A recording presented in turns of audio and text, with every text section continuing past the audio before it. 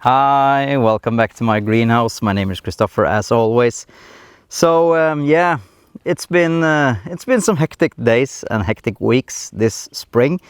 I managed to get things up and running, and I thought it was time to do a June update video on the greenhouse.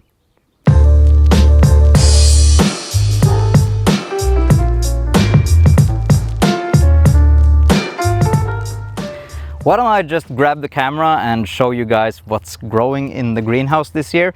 I have to say I am super excited about this season. Things are growing phenomenally. Everything is still alive. Things are growing really well this summer, and hopefully we can get some good produce out of it. And it's more fun to film a season where things are actually going great. Last year I lost so many of the plants to thrips, to spider mites, to aphids, to everything. And this year I have a little bit better control of the situation, and I thought it could be fun to just do a June walkthrough of the greenhouse. And if you have any questions about the plants or what type of varieties I'm growing or stuff like that, just leave them down in the comments and continue the conversation over there. Okay, let me just grab the camera. Let's just walk into the greenhouse and see. Oh, first I have to show my planters. I made these this spring, and I am actually kind of surprised that they turned out so nice. They look phenomenally, I think, and I don't know the names, I don't remember. I'm more of a vegetable kind of guy and not so much plants and flowers. But yeah, they look nice. They bring in the pollinators, and it looks nice. First, we have my grapes, and these aren't doing too well. It's actually one of the things that are not doing too super well here this year. I had one here last year. It died this winter, but I wanted to try again this year. But as you can see from the leaf, there's something going on, not sure why. Maybe this is the things that I really never will be able to grow. Tomatoes. I actually started, so if you remember some of the videos from last year, I had so many tomato plants and they were just taking over the greenhouse, and it wasn't really that good. But this year I wanted to start with half the amount of plants, and it's looking nice. These will need to get thinned down at the bottom now, but it's just starting to take off these days. So hopefully I will be able to get some spare time and try to see if I can fix these up a little bit. And yeah, they're putting out tomatoes now, many of the plants, and I'm expecting that these will do really nice this year. This is actually one of the first ones to set fruit, and there's some decent tomatoes in here and there. And also, this is the Praxis cherry, for those of you who are following Raymond Browning.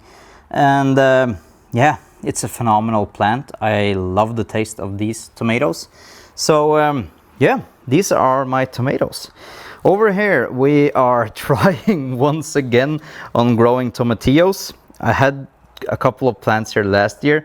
Didn't do too well. I had a problem with the moisture level or the air humidity, and this year it's looking a lot better, and it's actually starting to put out some fruits now. So hopefully these will take, and we can get some tomatillos in the greenhouse this year. That would be just awesome. And yeah, I know these need some pruning and some some staking, or whatever it's called. Over here we have my melon bed, and this is the one that I made the raised fence for, or the trellis, last season, and it's been working out perfectly. And I cleaned it off and started my plants here. These will grow and fill the whole thing. And also, again, like the tomatoes, I started with half the amount of plants that I had last year. And that's just because you always in the beginning are a little bit unsure about how big things get and how it will look. But it turns out things are growing phenomenally in this greenhouse, so I had to cut back on the amount of plants, and this is what I have. So here in the beginning I have some watermelons and some other cantaloupes and different types of melons. And so this section was just melons, and now we're crossing into the cucumber. And I have also half the amount of plants like I did last year, and as you can see, it's already filling out perfectly. So I think I've found the right amount of plants, and also you can see there's actually cucumbers forming on several of these actually. And I don't remember the varieties as of now. I'm going to check that more when it gets time to pick some of these. But they are growing nice, and almost everything here is a different variety. So all my tomatoes and all my melons and cucumbers, all are separate plants. Not a single one of them are two of the same kind. Underneath one of my sweet cherry trees, I've actually put in some of the oregano that we had growing up in another part of the garden. I was redoing that area and I had to get rid of a lot of it, so I just moved some of it down here. And it doesn't look nice now, but that's just because it's recently planted. But once this grows in, I would like to have this full case just covered in oregano. So it will just be a bed of oregano underneath one of these trees, and that will look really nice, I think. Okay, don't get dizzy. I'm gonna turn around and show off my sweet cherry trees. These are just growing phenomenally. They're growing just too much, I think.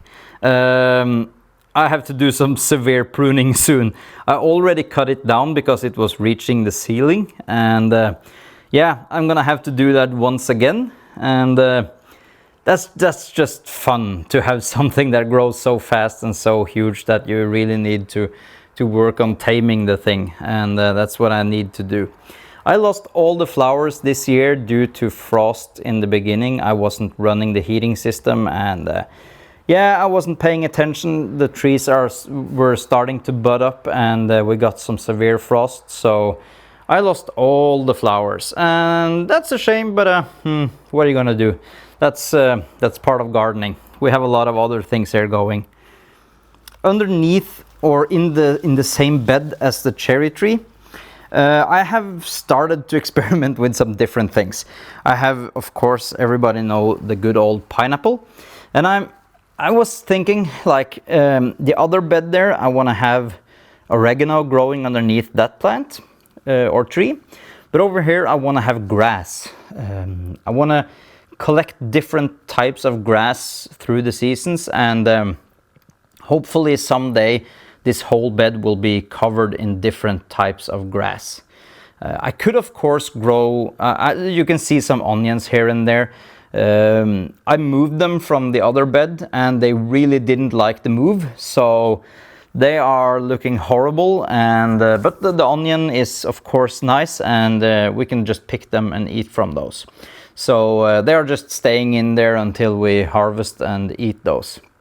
But yeah, as I said, I want to have grass growing everywhere here. It would be so nice. Could grow other things, but yeah, I have the space, so why not grow some grass? This is the rosemary bush, and it's fanning out, to say the least. I'm gonna try to stake it and see if I could get it to collect a little bit more. It started growing really fast this spring before the sun was able to follow up on it, so it just laid down. And I'm not sure if this is something that the rosemary will do, or if it's just this plant having insufficient lighting. But at least the stalks that are growing in here are really thick and nice, so we just have so much rosemary. Oh my god. But I'm gonna trim it down and try to see if I can dry some of this, and yeah, just preserve the whole thing, because there's so much rosemary here. I'm not sure what to do with it. Okay, my pride and joy. This is my fig tree, and it survived the winter. It's growing tall, it's growing nice. It even put out a flush of spring figs. And I wasn't aware of that, but somebody told me that the spring or the fig will actually put out, some varieties will put out a flush of spring figs. And this is actually, it's called a Chicago Hardy, and I guess this is one of those. Because last year we had some spider mite issues and thrips and everything. So I just picked off all the leaves before the season was over. And it was just some brown sticks staying here the whole winter. But in the springtime, it actually started setting fruits before it started producing some leaves. That was kind of strange. But now it's growing in, it's growing really nice, and it's putting out, as you can see, hopefully I can get it to focus. You can see it's starting to put out figs everywhere. So there's nodes and figs sticking out here and there. So I guess our spring figs are hopefully getting to ripen soon, I guess. But hopefully we can get the spring or the fall figs that we had last year. And I would have to say I was just blown away by the taste of those figs. I've been eating fresh figs from the store because nobody is growing figs up here. It just doesn't grow. So we eat whatever we can import. And yeah, these were just so good. And my wife also was just amazed at how good these were tasting. So she also interested in this plant. And yeah, hopefully we can get some good figs this year. These are some underwater sunflowers that my wife has, and yeah, I'm trying to water them, but I haven't today, I see. So blueberry, this one actually flowered. I got these this season, so they were planted around the time they were flowering, and one of them didn't flower, but this one did. Oh boy, did it flower, as you can see. But I think it didn't pollinate. I've read somewhere that blueberries really need a companion plant of another variety to be able to pollinate correctly. So I have no idea if I'm going to get some blueberries on this bush this year. But at least we are ready set for next spring. So hopefully that will be there. This is actually looking a lot smaller than what it did last year in the same June update. This is a ground cherry sent to me by Kang, and as you can see, I just picked some of these. It looks like this.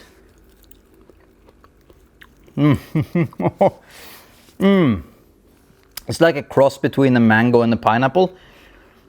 It's so good. And last year I grew 3 of these plants.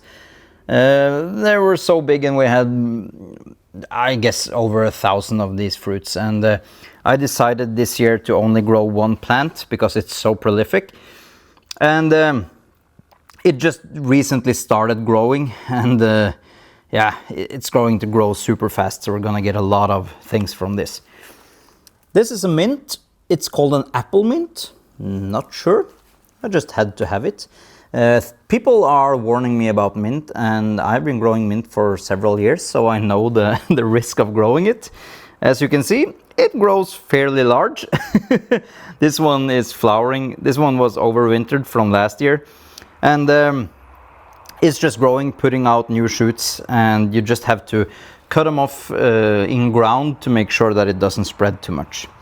This one is called a lemon mint, and it's really good. So I thought I could just have this part of the raised bed as a more permanent thing for my mint.